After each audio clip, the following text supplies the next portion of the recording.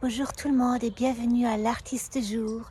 Aujourd'hui, j'ai l'honneur d'avoir exclusif interview avec Lucienne Tarr. Elle est chanteuse, compositrice et artiste et elle m'a fourni la chanson pour mon être joie. Bienvenue à l'Artiste du jour. Lucie, s'il te plaît, parlez-nous de toi. Bonjour ou bonsoir Sarah, bonsoir à toi et à tous tes followers. Je suis ravie de répondre à ton interview et j'espère que vous serez nombreux à apprécier mon interview. Alors Sarah, tu me demandes de te parler de moi. Vous êtes prêts? Vous avez 4 heures. Je plaisante. Je suis Lucienne Tarr, ça se prononce Cientard. Je suis auteure, compositrice, interprète, mais aussi je conjugue beaucoup de choses en même temps. J'ai un petit job alimentaire. Pour mon projet d'album qui est en cours de finalisation, je deviens communicante, vidéaste, graphiste, community manager, administration de projet, suivi de projet. Enfin voilà, c'est beaucoup de travail, mais beaucoup de bonheur aussi. Mais je ne pourrais pas faire ce travail-là sans mon équipe, Sandrine, Françoise, Virginie, Marie, Thierry, qui sont des précieux soutiens, parce que tout seul, on va peut-être plus vite, quoique parfois j'en doute, mais ensemble, on va plus loin. Alors comment j'ai commencé dans ce métier? J'ai d'abord commencé sur les planches d'Aix-en-Provence, ma ville natale, avec l'association Théâtre et Chansons en 1984. J'avais été choriste d'une amie à moi, Moya, entre 83 et 84. Et en 84, elle est partie à Paris parce qu'elle avait réussi le concours d'entrée au Studio des Variétés. Et moi, je me disais, oh, j'adorerais faire la même chose. Et puis, j'osais pas trop. Et plus le temps passait, plus je me dis, mais c'est ça que je veux faire. Et donc, j'ai passé une audition à Théâtre et Chansons. Ils m'ont tout de suite recrutée. Et j'ai fait partie de leur premier spectacle qui a quelques jours après l'audition. C'était la première fois que je chantais dans un micro. J'étais terrorisée, mais c'était génial. J'ai un magnifique souvenir de ça. Très vite, je me suis rendu compte que j'avais envie de progresser. J'avais envie d'en apprendre davantage. Et j'ai tenté le concours d'entrée au Studio des Variétés à Paris. Un petit peu l'équivalent de The Voice et de Star Academy aujourd'hui, mais sans les caméras, sans la presse, sans tout ça. Mais c'est 2 ans d'études, piano, solfège, chant, interprétation scénique. On a eu tout ça pendant cours de danse. J'étais nulle en cours de danse, mais j'ai quand même eu des cours de danse pendant 2 ans. Et j'ai fait des rencontres fabuleuses. Je me suis éclatée dans cette école. J'ai appris les bases de mon métier d'artiste chantante. Après votre étude à la Studio Variété, vous fêtez la connaissance avec Patrick Sébastien et Danny Boone, en dessous le pseudonyme Christine Lou. Parlez-nous-en. Au sortir du Studio des Variétés, je n'étais pas encore intermittente du spectacle, donc je suis repartie travailler dans des bureaux. J'ai toujours fait ça en fait, toute ma vie. J'ai travaillé en parallèle de ma carrière artistique. Ça fait 40 ans que je travaille en parallèle de ma carrière artistique. Ça fait 40 ans que j'ai 2, 3, voire parfois 4 vies en même temps. Mais ça vaut le coup.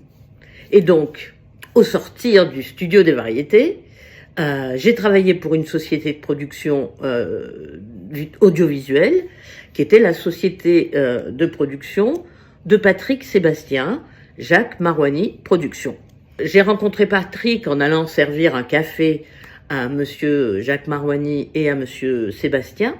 Et Jacques Marouani dit à Patrick, tu sais qu'elle chante celle-ci? Et Patrick me dit, ah bon, je peux écouter? Et je dis, oui. Donc, je vous apporterai une cassette. Dis-moi tu m'apportes la cassette dès que je reviens. Très bien, je note, je prépare ma petite cassette. À l'époque, c'était des cassettes. Hein. Et quand il est revenu au bureau, je lui ai donné. Il repart en tournée, il revient. Et là, il me dit, putain, mais c'est vachement bien. Hein, Patrick, qu'est-ce qu'on peut faire? Et c'est une bonne question, hein. J'en ai fait une chanson même. Et je lui dis, il y a tout à faire. Et il me dit, allez, on y va, banco. J'ai sorti 2 singles grâce à la production de Patrick Sébastien. un single Nathalie s'en fout chez Sony en 1993 et un single chez WEA, Warner, qui s'intitule Ce soir en 1994 sous le pseudonyme de Christine Lou, qui est mon prénom en vrai. J'ai travaillé sur le deuxième single Ce soir avec les musiciens de Michel Berger. J'ai adoré, parce que quand vous travaillez avec des pointures pareilles, vous vous sentez pousser des petites ailes. Et puis ils étaient adorables, quoi. Franchement, le talent et la gentillesse, voilà, ça fait partie aussi des belles rencontres de ce métier. J'ai toujours donc travaillé en parallèle de ma carrière artistique. Au début, je faisais des petits boulots, comme aujourd'hui d'ailleurs. Et puis un jour, j'en ai eu marre de faire le boulot de tout le monde, mais sans avoir le salaire, donc je suis retournée à l'école. J'ai fait une formation d'attaché de direction avec une grosse option communication pendant 1 an, c'était très intense. Et quand je suis sortie de l'école, quand j'ai eu mon diplôme, j'ai rejoint un grand groupe informatique et j'y ai été responsable de communication pendant 15 ans. Il se trouve que la dernière année, j'ai changé de manager, de directeur de la communication, qui était un ex-collègue, et je pense qu'on s'entendait pas très bien. Et il a eu le sale boulot à faire, c'est-à-dire que à la veille d'une grosse fusion, on lui a donné l'ordre de virer dans les services support et donc à la com tous les cinquantenaires. Et donc, je me suis retrouvée au chômage à 52 ans. Très franchement, j'ai beaucoup appris de ça. Aujourd'hui, j'ai beaucoup tiré de force. Et mon credo est que ce n'est pas parce qu'on a 50 ou 60 ans qu'on est obsolète. Donc, quelque part, je le remercie, ce mec-là, mais je ne souhaite à personne de se retrouver à 52 ans en tant que femme au chômage. Parce que, très franchement, à 52 ans, quand vous voulez faire de la communication ou vous voulez retrouver un travail quand on est une femme, c'est là où on vous met dans le premier gros tunnel de l'invisibilité de la femme de plus de 50 ans. Vous devenez senior et donc c'est compliqué, très compliqué. Tous les a priori de la Terre vous tombent sur les épaules. Eh bien, il faut tenir et il faut traverser. Lou, tu es aussi auteur-compositeur. D'où viennent tes aspirations et tes idées? D'où me vient l'inspiration? Elle me vient de tout, l'inspiration. Ça peut être d'une information, d'un article de journal, d'un regard, d'une réflexion, d'un sentiment, d'une émotion, d'une colère, d'une joie, d'une peine. Voilà, tout. La vie est une perpétuelle source d'inspiration pour moi. Et je fais ce que je peux pour essayer de la traduire en chansons. J'espère que mes chansons vous toucheront, ou vous touchent déjà, si vous êtes déjà allé écouter mes chansons sur toutes les bonnes plateformes de streaming. Lou, comment voyez-vous l'avenir de l'industrie musicale? Comment je vois l'avenir de l'industrie musicale? Très sincèrement, je ne sais pas répondre à cette question. Je crois même que l'industrie musicale ne sait pas quel va être son avenir. Les technologies évoluent très vite. Moi, ce que je crois, c'est que nous sommes dans un monde où il est très important de revenir à l'humain, et l'humain avec toutes ses différences. Il est très important pour moi de sortir des systèmes communautaires dans la société et sur les réseaux à cause des algorithmes qui nous enferment au lieu d'ouvrir. Voilà. Moi, mon credo, étant une femme, une enfant des années 80, moi, dans les années 80, on était tous ensemble.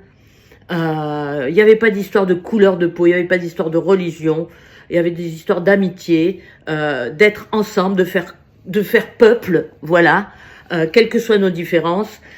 Et aujourd'hui, je trouve que à force de vouloir être en communauté, on s'est coupé les uns des autres. Sur les réseaux, je m'éloigne un peu de l'industrie musicale, mais je trouve que les réseaux, il y a ou des haters ou des gens qui pensent pareil que vous, mais moi j'aime bien la controverse.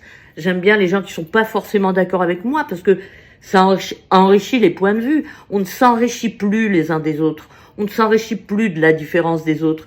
C'est ce qui fait la richesse des êtres humains, d'être différents, quelles que soient nos différences. Pour moi, tout existe, comme dans la nature, tout existe. Et donc, tout a le droit d'exister et d'avoir une place.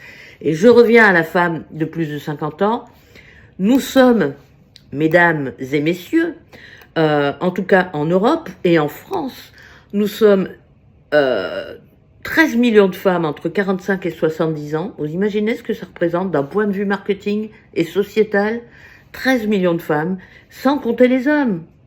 Donc, ignorer ce segment marketing à ce point-là de la part de l'industrie de la musique, je trouve que c'est suicidaire pour eux. Pas pour moi, parce que moi je vais y aller quand même. Je vais traverser, je vais terminer mon album.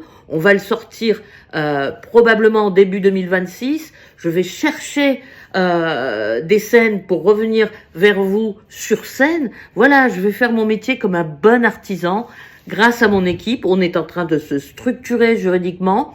On est en train de prendre des rendez-vous avec des partenaires professionnels pour nous accompagner. On va faire de notre mieux pour exister et venir à votre rencontre parce que vous me manquez vachement. J'ai très envie de vous revoir sur scène. C'est le moment du rendez-vous, la scène, du partage, du moelleux, des regards, des émotions. Voilà, ça, c'est le métier que j'aime, la scène. Et j'ai hâte de vous retrouver tous. Votre nouvel album Traversée est un message pour plus de tolérance et de convivialité pour les femmes. S'il te plaît, parlez-nous-en. Sarah, vous me demandez de vous parler de mon album Traverse, donc je vais vous en parler.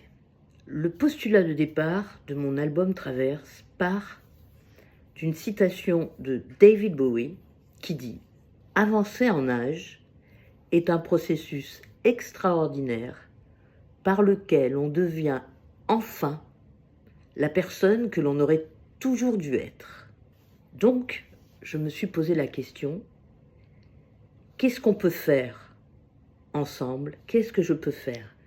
Qu'est-ce qu'on peut faire ensemble pour faire la place à toutes nos singularités? Ma musique s'adresse à ces 13 millions de femmes qui, comme moi, ont été rangées aux oubliettes. Elle s'adresse aussi aux sympathisants, ces messieurs, si le cœur leur en dit, et aux plus jeunes, parce que ma musique s'adresse finalement à tout le monde. Le propos distillé subtilement dans mon album, sans pancarte ni bordereau, est de dire que j'aime prendre le temps de rajeunir, de désobéir, de défier les diktats et les codes où on nous enferme, d'être libre. J'ai construit cet album avec Benjamin Constant, mon réalisateur, mon petit génie préféré. J'ai construit cet album donc comme un voyage dans le temps, aussi bien musicalement que dans les textes. Un voyage dans le temps et dans les émotions. Un voyage dans les styles musicaux. On s'est tout autorisé dans cet album. On s'est rien interdit. On s'est fait plaisir, comme un bon gâteau au chocolat. Un album qui parcourt tous les styles musicaux qui m'ont nourri, depuis les années 70 jusqu'à aujourd'hui, du disco à la new wave, de la chanson française à la variété italienne, du rock jusqu'à l'électro. On s'est fait plaisir. Cet album comprend 14 titres, et oui, aujourd'hui on fait plus d'albums aussi longs, mais moi je me suis dit, c'est peut-être le dernier, donc je vais me faire plaisir et je vais faire ce que je veux, d'abord, nommer. Et donc, 14 titres qui naviguent librement entre profondeur, espoir et fantaisie, toujours. Voilà, c'est important la fantaisie. Et tous les arrangements, toute la réalisation a été faite avec génie par Benjamin Constant. Voilà, entre pop, électro, disco, rock, chanson française pure. Le travail de Benjamin, c'est un véritable travail d'orfèvrerie. Merci de tout mon cœur, Benjamin. Pour résumer, cet album, c'est une traversée à la fois sobre et sophistiquée, qui n'exclut ni l'émotion ni la sensualité, car oui,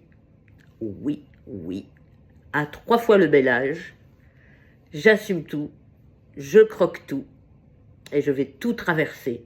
One life. Merci Sarah pour cette interview. J'espère que tes followers apprécieront. Merci à tous et toutes de m'avoir écouté. À très bientôt. C'était Lou Siantard et vous trouverez ma musique sur YouTube et sur toutes les plateformes de musique. Merci à tous. Merci beaucoup Lou pour ce magnifique interview et à bientôt.